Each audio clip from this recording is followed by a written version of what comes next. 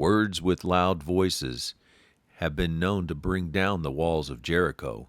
How much more can our own walls of unbelief be destroyed when we speak out loud with faith? Top of the morning to you. When we read Psalm 142 with the eyes of love and determination to get to know God better, we discover the value of praying out loud. While we know it's good to be still and know I'm God, Psalm 46:10, there are times to get vocal. This psalmist in verse 1 cries out to the Lord with his voice. He makes humble pleas or supplications with his voice. He pours out his complaint in verse 2 and tells God his troubles. Speaking out loud brings our thoughts to life, which builds faith and changes the way we look at things. The psalmist refers to crying out to the Lord. The world abused and hijacked this phrase to show anger, annoyance, and frustration with the phrase, "for crying out loud and for Christ's sake."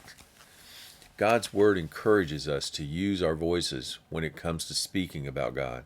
Psalm 37:30, "The mouths of the righteous utter wisdom. Their tongues speak what is just." Psalm 40:10 says, "I don't hide your righteousness, O God. I speak your faithfulness and your saving help." Jesus leads us by example in John 6:63, saying, "The Spirit gives life. The words I speak to you are spirit and they are life." Spoken words have the ability to build up and provide life. In Psalm 142, the psalmist tells us of his problem in verse 4 is not having any friends or anyone to count on. In fact, he says, "No one cares for my life or welfare." His solution, verse 5, "I cried to you, O Lord. I said and declared to you, you are my refuge and my portion in the land of the living." The psalmist also complained of feeling depressed and pursued by an enemy looking to do him harm. And again, his solution is found in verse 7 when he confesses and praises and gives thanks to God, which broke him out of that isolation prison to where his neighbors now were gathering around him as God dealt bountifully with him. The word of encouragement, words are important. Spoken words give life.